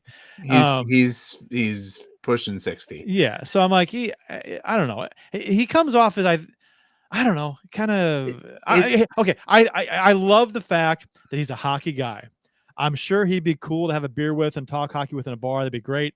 I just don't like him doing play-by-play. I don't think he does it He's better in the studio. Yeah. He really is. Him and Steve Levy need to change roles. I think, and Levy's fine in the studio, but I think if you put Levy doing play-by-play and then you put Beaut with Messier and Subban, I think that would be much better. You know why I like Steve Levy as an announcer? Because he was calling the game when Courtnall ran over Storr. That's true. And him and Panger. Yeah. And I always associate his voice with that game. So yeah. Good No, memories. I feel like Bucharest is like when he's doing play-by-play, he realizes he's living out his childhood dream and just tries to be very free-flowing and free-spirited, and it doesn't come off polished, I think, and maybe that's an issue. Well, so my angst towards Bucharest and the broadcast crew is kind of came to a head in the second period when the play where Bennington seemed to have the puck covered and the whistle blew and the puck was knocked free and went in the net. Remember that? And the broadcast team made a point to say that the goal would have counted if the whistle hadn't been blown early because Bennington didn't have the puck. And I was like, okay, he may not have had it covered like we thought he did. But first of all, the reason why the puck was jarred free and went in was because I don't know who it was, jabbed Bennington with his stick and pushed him kind of in the net and sideways. I'm like, you can't shove a goalie with your stick to poke the puck free and have it go in the net. If the whistle hadn't blown, the puck goes in, they say it's a good goal, that's getting overturned for goalie interference because he was shoved with it. I mean, if you watch the replay, you can see the stick come and just totally causes that to happen. So I thought that was ridiculous, and I thought that and later in the game too, when the high stick that Boldy didn't quite on Boldy, they didn't quite get the head. It got like up here in the collarbone area. How they just wouldn't let go that it wasn't a high stick, and they brought in what's his face again, Dave Jackson. Yeah. I'm like the worst. Right. I don't know. I don't think we talk about this. You're not Mike Pereira. Stop it. He is the worst guy to bring on the air to review calls, and they do it all the time. He never takes a side. He's always he hems and haws. Well, I don't know, and usually sides with the official, whatever the call is. Always sides with the official. And he never has anything interesting to say. He stumbles over his words. He doesn't say anything interesting. He's a waste of space and time on the air. And they brought him on, and he was like, "Well, yes," and I'm like, "This is a waste of time." And I was at the game. I didn't hear the broadcast, but I'll say that every time they've brought in him, and then there's somebody else that does it too. Koharski does it for TNT. Yeah, Koharski. It's so pointless because all they do is say, well, it's the right call because, and it's like, okay, so the officials are never wrong in your eyes. Dave Jackson, when there's a review, Dave Jackson has been wrong a lot. When he actually does take a side, he's been wrong on the call a lot. He doesn't know what he's talking about. No, he doesn't. Or he's not good at analyzing anyway. Well, Koharski straight up said that when he was on TNT that he's siding with the official every time. Yeah, so it's like, what's the point? Like, I mean, I get getting them in to like explain the call, but when it's like, oh, this is a close one. What do you think, Don? Well, the referee called this, so this is the right call, and it's just shut the fuck up. Like, it's always a judgment call. Actual opinion. Yeah, he's trying to explain why the official made the call he did when really the audience wants to know what should the official call? Yeah, what is the right call? Did he get it right or did he get it wrong? Don't tell me why he called it the way he did. Is it right or wrong? That's what the audience wants to hear. They don't want to hear an explanation of why the official called the way it does. That's why I hate that. I just think that is such a waste of time to bring those people in for that stuff. Every time Dave Jackson comes on, I'm like, this is a waste. And it was no point. Again, it's so stupid. And to bring him on for that, they brought him on to talk about the call that was a high stick and it wasn't actually a high stick, but it could have been roughing. You can call it. It was a pretty violent stick up high. You could have called it roughing. It may not have been a high stick, but it certainly could have been called roughing. So it could have been a penalty anyway. But then and then of course the Blues score on that power play, right? And then of course they bring it up some more. But the Blues kind of got the lucky with that. And I'm like, come on, Jesus Christ. Yeah. But so Blues tied this game on goal by Perunovic. Great shot by Perunovic on a great pass from Kyrou after entering the zone, rink wide pass, and Perunovic just picked the corner. And that's his second shot on goal at home this season, and both are goals. Yes. He And needs Both in losses. Yeah, and just you know what I mean, it should go without saying that he's a very talented guy. He has opportunities to shoot, and he should shoot a little more. Yeah, I know he's a puck distributor and a quarterback, and I get it, but he's got a good shot too. But the Blues injury crisis is actually forcing the coaching staff to play him where he should be playing, On the power play. and on the power play and on second pairing, and he's With doing Falk, yeah. well. Yeah, right? he's played well with Falk. Yeah, And if you notice, he's out there for almost all of the offensive zone faceoffs. Like I'd have to look at what his starts are, but I'm pretty sure almost every time I've looked up and they've gone offensive zone faceoff, 48 is out there. Statistically speaking, that makes sense. I mean, he's an offensive guy. I mean, it's like Krug. Krug got all of his. But without the injuries, he's not getting that opportunity. Right. It's going to be whoever else. Right. And P.O. if he's Joseph even in the was lineup. getting that. Yeah. Him. I've really liked Perunovich's game since he's gotten more time, and since he's been playing with Falk. Right. I think he's looked more confident. He's been more involved. He's got more ice time. I like his game a lot more now than Ken Morris. I was hoping SP48 would be like the Habs Lane Hudson. Yep. Right. Well, that's diamond in the rough. Getting a guy that can skate like Hudson. Oof. Yeah. Hell of a skater. Yeah. I mean, Perunovich was a Hobie Baker winner, like, just college legend. And we all had super high hopes for him. Really thought, at the, before Broberg went down, that we had probably seen the last of him, that he was going to get waived because his last game before that wasn't very good.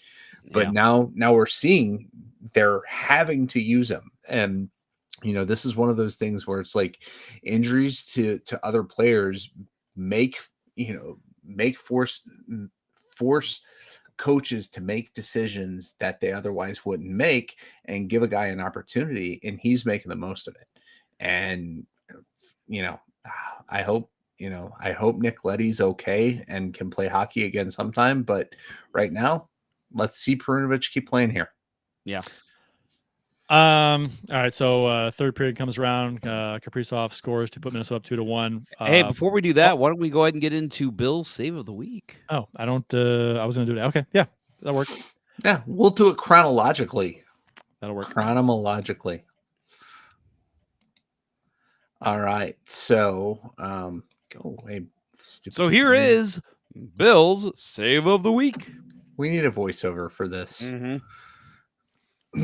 So, beginning of the third period, tie game 1-1, and we're going to see Jordan Binnington make this amazing save on Matt Boldy as he comes across and sprawls out to make the glove save. Important at this time of the game.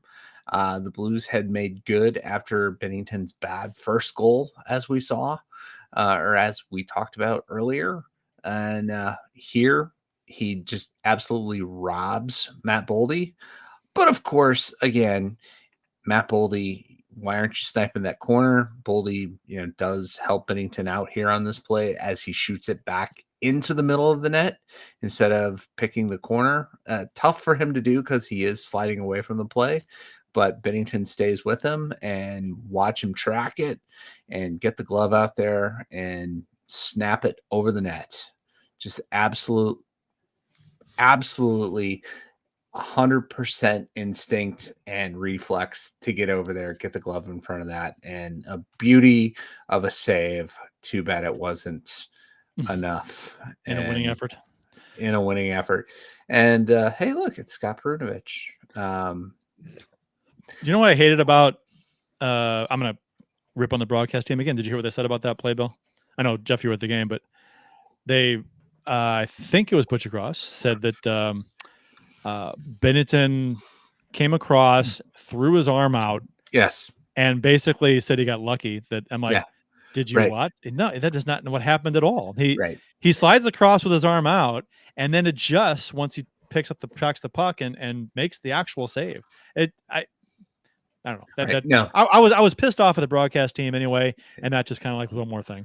Yeah, no, that was actually when he said that, I'm like, okay, save of the week. That is it.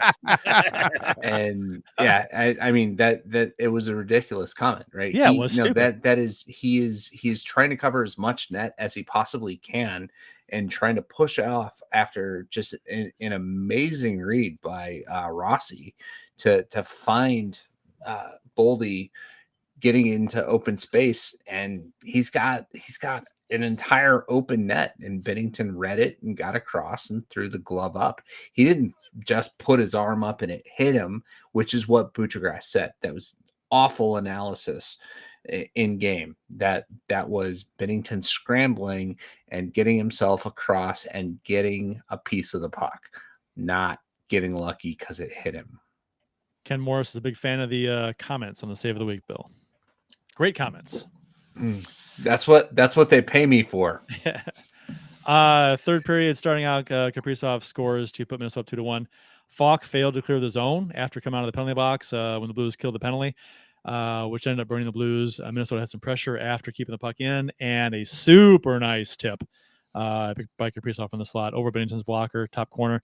This goal sucked because the Blues came out well in the third period, and they took that penalty, and then they killed it off. And then if they could just gotten the puck out of the zone, you would think they would have gotten some momentum from killing the penalty, and they're right back on it. Minnesota was like, oh gosh, we were getting outplayed to start the third period, and then we can't score on the power play, and now here come the Blues. That's the way it could have gone, but then Kaprizov scores after Falk couldn't clear the zone, and that's just sucked. And we talked about Marty Nikas in Carolina. Blues back-to-back play two of the top point scorers in the NHL. Kaprizov is just on another world right now. I mean, that dude, I know one of his goals was an empty netter, but like this goal was obviously massive. Minnesota needed this goal, and he has just been incredible to open the season. So he's leading the way for Minnesota. They're off to an excellent start this year. I think they're going to fall back down to earth, just like Winnipeg a little bit. But it's hard to play as well as it's they are all all season. been led by Kaprizov's offense. So midway through the third period, the Blues won on the power play to try to tie the game up. This was that high-sticking call that was apparently controversial to the broadcast team. High-sticking on Boldy. Thomas to Buchnevich to Neighbors in front, who tips it in to tie it up. Great pass from Buchnevich. His Neighbors' first power play goal of the season. Ties the game at 2. And how about Robert Thomas already getting on the board with an assist in his first game back? Yep.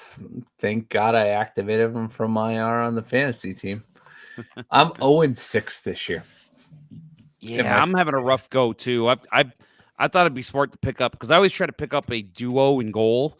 And this year I picked the Blues. I got Bennington and Hofer, and it's not been good. Yeah, my goalies to start the season were Shesterkin and Bennington, and I finally cut Bennington. Yeah, so I'm hoping they'll turn it around. I haven't done anything like that, but yeah, it's been rough. I had Tristan Jarry to start too. That was my other goalie, and then he gets sent down to the AHL. Yeah, that's rough. About 6:15 to go in the game. Minnesota took the lead on a goal by Jonas Broden. Shot grazes off Walker's butt as he's trying to slide in front. Now I wanted to ask you, Bill. There was nobody in front of Bennington.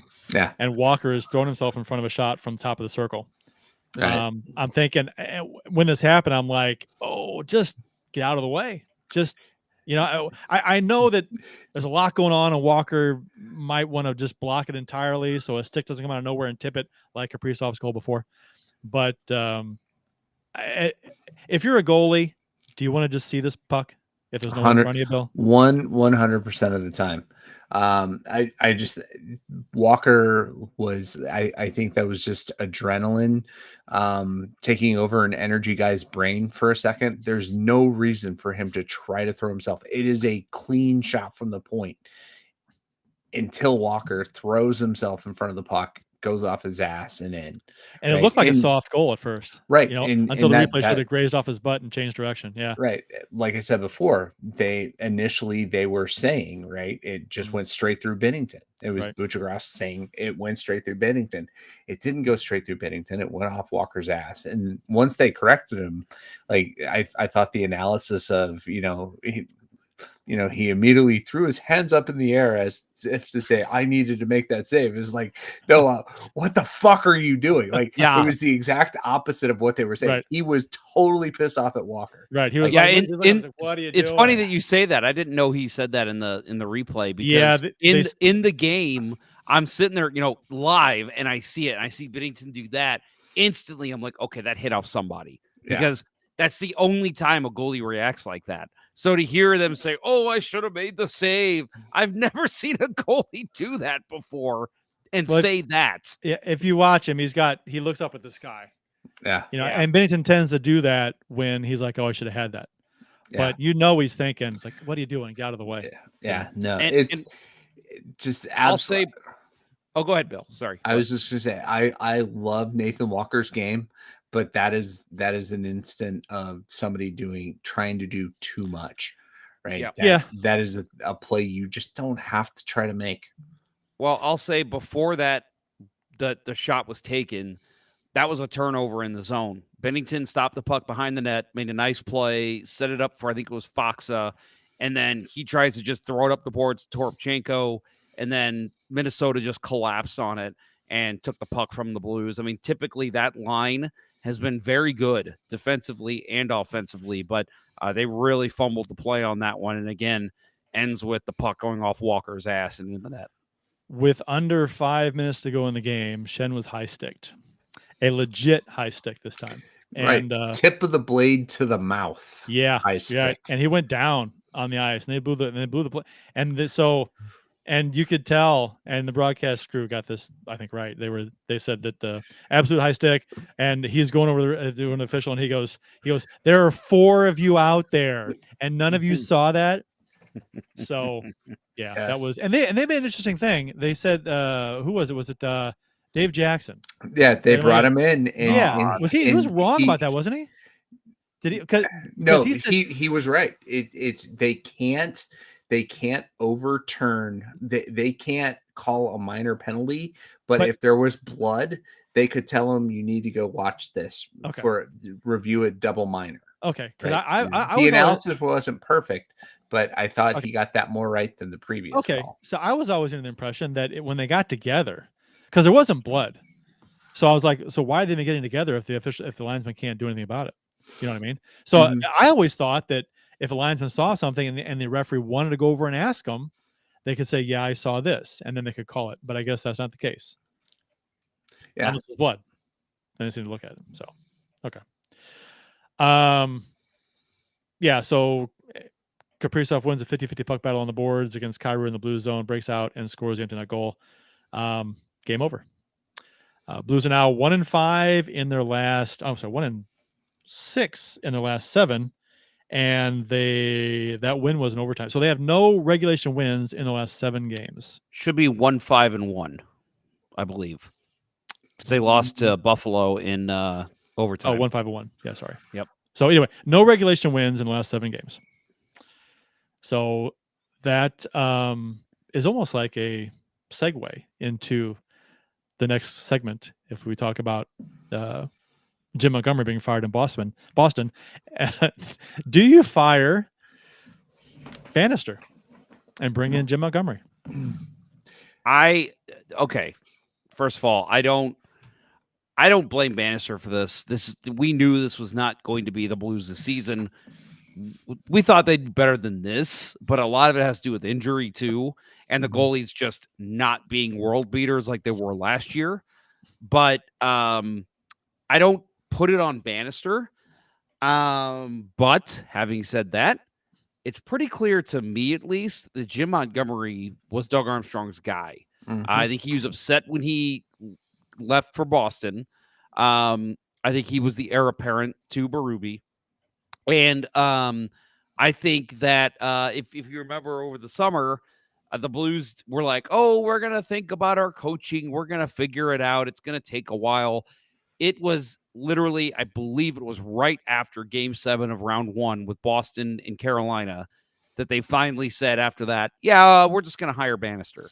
And it's like, I think that was literally Doug Armstrong saying, let's see if Boston loses and they fire Jim Montgomery. If they do, we hire Jim Montgomery. we tell Drew Bannister, hey, you're welcome to stay in the AHL with us.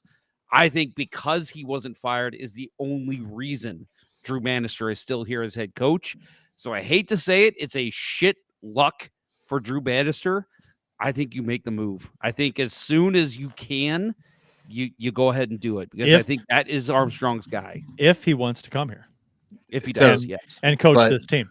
Right. So Fluto Shinzawa of The Athletic, Boston guy, talked about this. There's an article, 4 possible destinations for Montgomery, and St. Louis was top of the list. His wife's from here. He, Doug Armstrong basically took him off the scrap heap after he got fired from Dallas for the alcohol problem, and resurrected his career. And there are strong ties with Buchnevich and Kyrou. They had some of their best times as Blues under Montgomery as an assistant coach. So very good reason to consider bringing him in. Yeah. But also Montreal. Jim Montgomery's from Montreal. He's not Francophone, but he speaks French. And Martin St. Louis is in his 4th year of not delivering for the Canadians, who, are also dealing with some injuries, and, he could go there. Detroit just had an awful road trip to the West Coast, the coach killer trip. And so they're looking, and there's one other club, but his services will be in demand right away, and not just from St. Louis.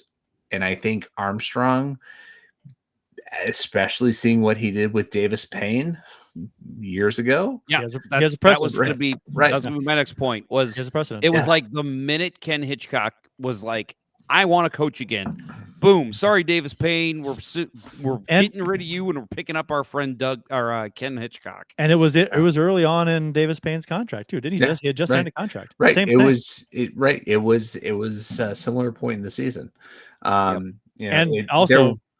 should say that this is the 3rd Jack Adams winning coach that Cam Neely has fired. Yes. Well, Yes, Don Sweeney.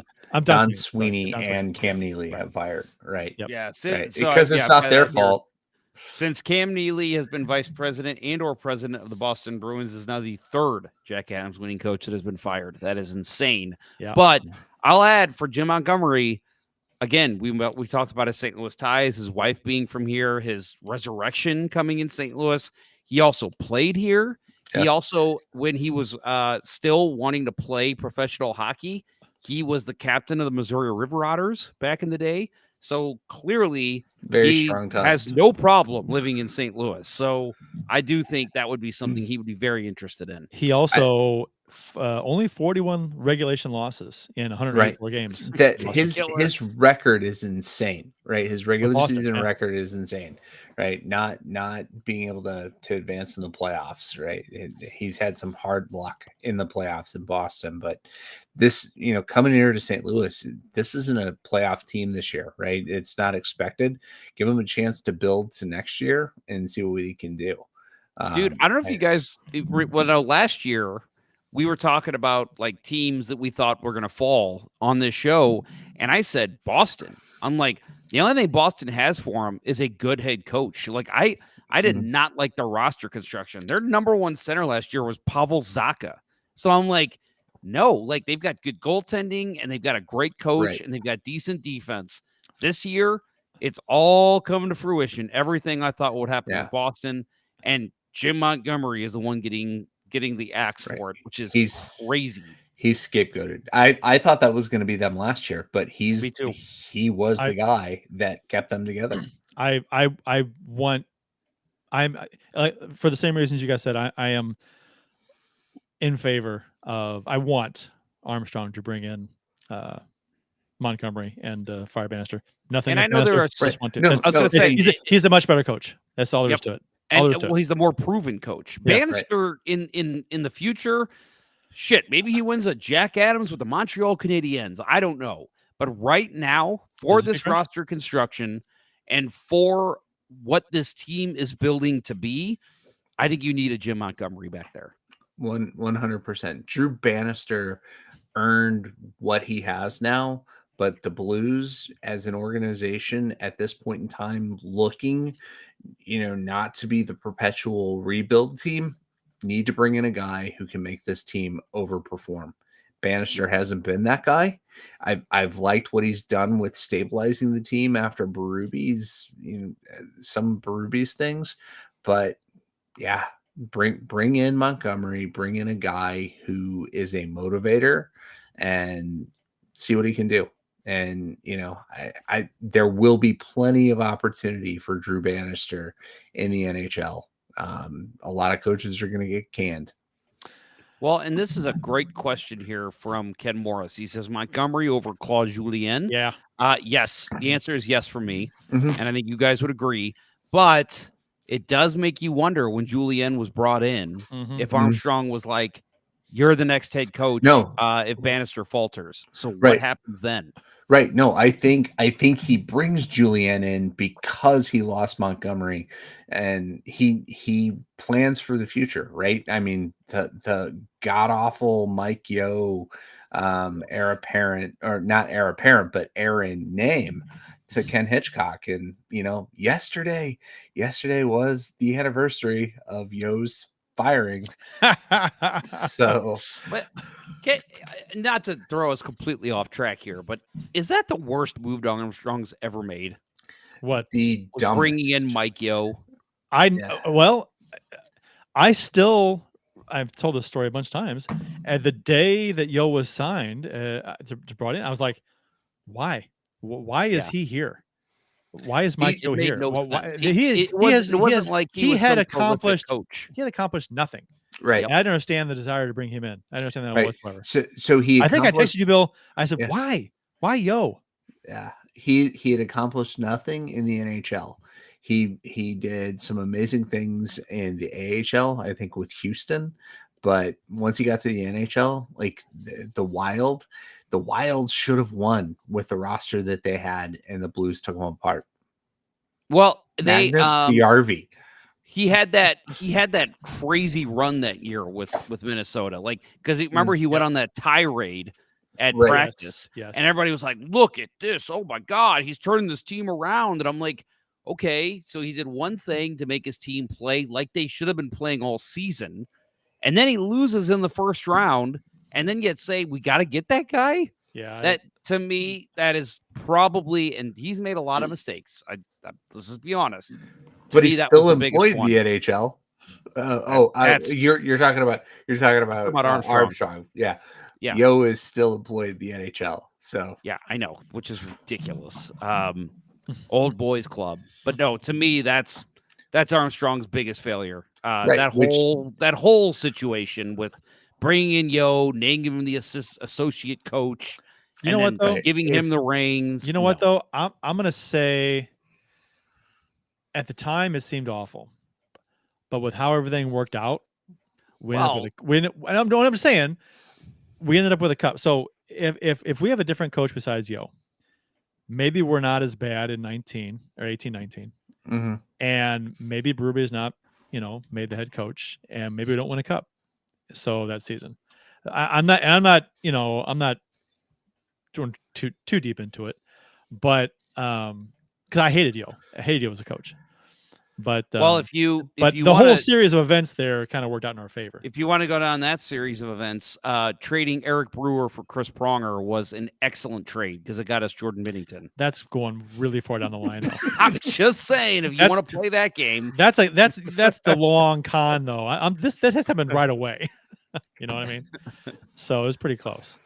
Been a couple of years. So the big question of the show, though, is who plays in net tomorrow against San Jose? Joel Hofer. He only plays against San Jose. It's his turn.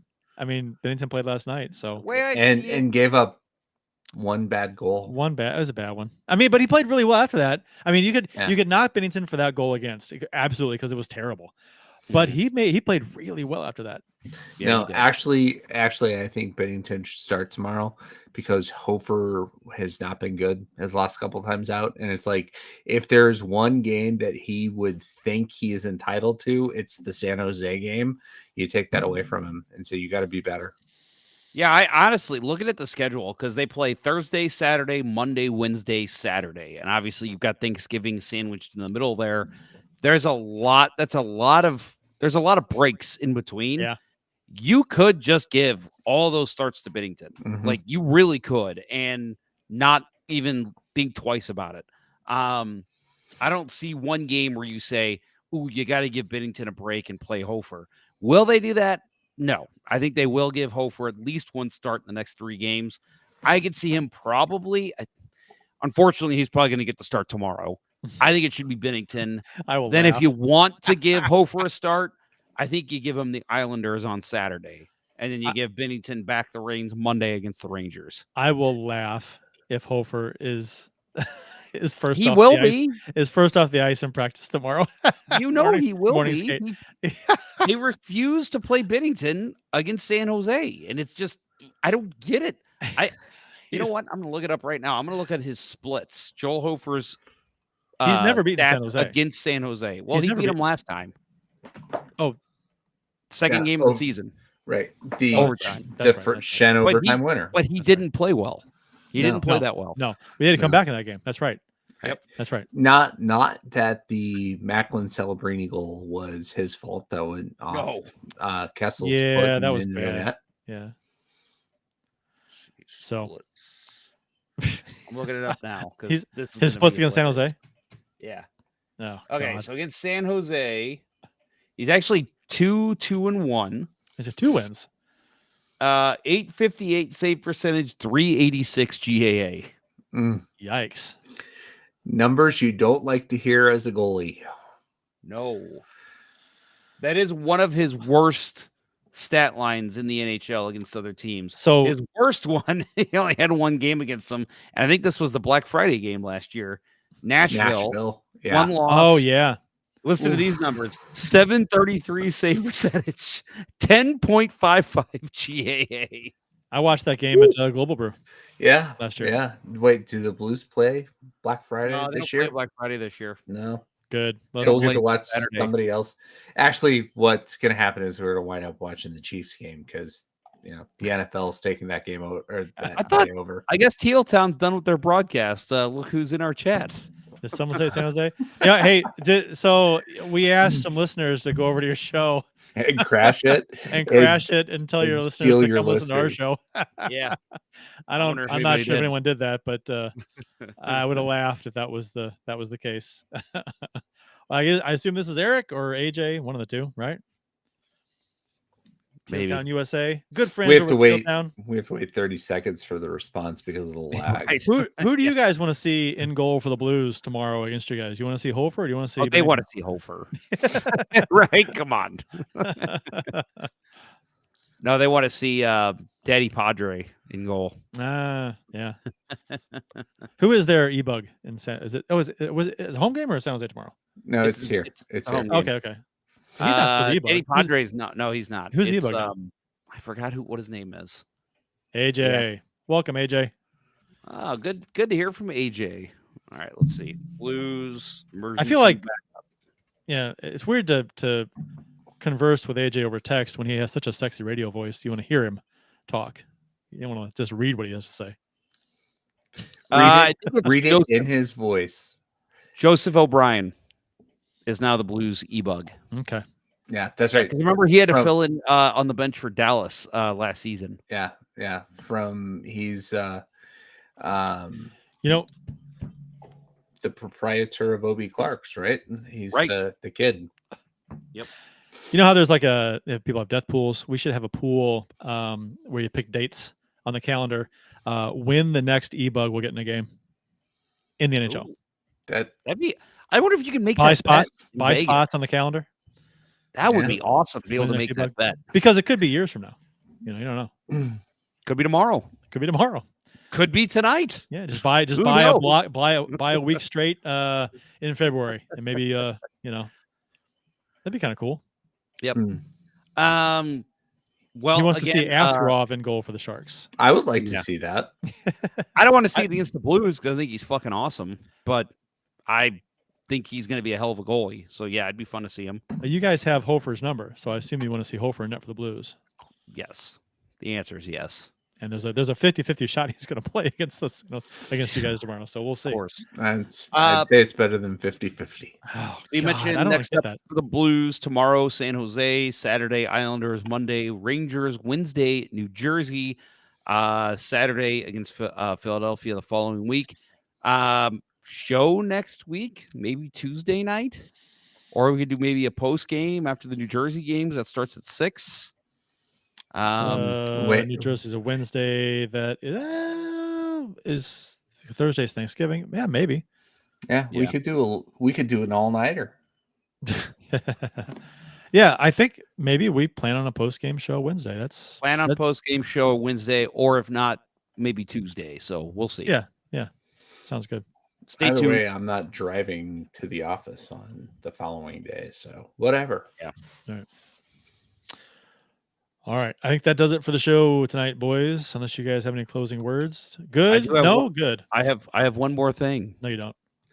It's something that you both know about. I'm not going to announce it yet, but I will say we've got some big news coming for Let's Go Blues Radio. Probably going to hear about it in the next week. So are we pregnant? We are. Yeah, pregnant. We are. Yes.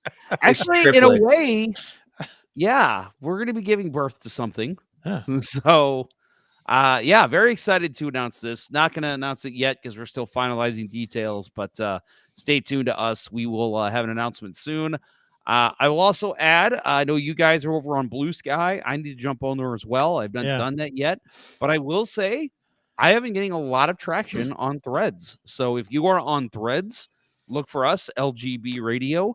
I have been conversing with a lot of the Threads hockey people over there. So join the conversation. It's been a good time. People are starting to follow the show account and my account over on Blue Sky pretty quickly. It's I have the show account. It's only been on there for a few days, a week, whatever it is. It's been about a week. It's like 400 followers already. So it's quite a few. Yeah. Yeah, I think our followers, when I joined, because people from Instagram were already following us, I think it was at like 60-ish. Now we're already at we're almost at 300, I think. So interaction's been good on the new platforms. I'll tell you what, and Blue Sky has been nice. I've actually enjoyed it quite a bit. There's a really cool way to follow people or block people. People create lists, and then you can people that have similar interests, and they compile them together, and you can click a button and follow them all at once or block them all at once. The starter packs. Yeah. And it's fantastic. It's really cool. And we talked, there's a few St. Louis starter packs out there, a number of them. And the show and is on the sports ones and the local St. Louis ones. So that's and I'm on a couple too. Cool. So yeah, it's neat. So when people join, I have St. Louis interests. I'm going to join the St. Louis sports, St. Louis hockey. Blues Radio's on all those. I'm on those, and it's so you basically get followers by people joining the group and following the group, and that's pretty cool. So I've joined a few, and I also blocked a couple of groups that I had no interest in seeing their content. So that's been fun too. I'll be getting on Blue Sky here pretty soon and joining you fellas. But right now, things at Threads have been great too. Okay, so good. Yep. I'm on both. More active on Blue Sky. Not that I'm very active on anything, but much more frequent on Blue Sky. I'm pretty. I'm not as active as I used to be. I'm trying to scale some of that stuff back, but if I'm conversing, it's on Blue Sky. That'll wrap up episode 8 of season 14 of the original St. Louis Blues Hockey Podcast, Let's Go Blues Radio. Thanks for listening, and thanks to those who participated in the YouTube and Facebook live chats during the live show. We hope you enjoyed it as much as we've enjoyed bringing it to you, especially you, AJ. For Jeff Ponder and Bill Day, I'm Kurt Price. Until next time, everyone, hire Monty. Let's go Blues. Let's go Blues. Play Bennington. Let's go Blues.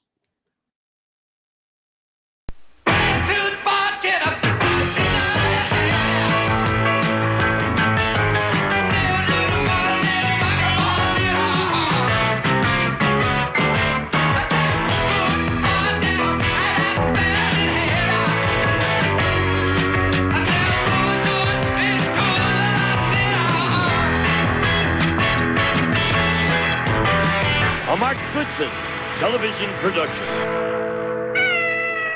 Sit, Ubu, sit. Good dog. I found prints! No, fingerprints. I don't think so. Kmart is more than any store you have known before. Kmart means you get quality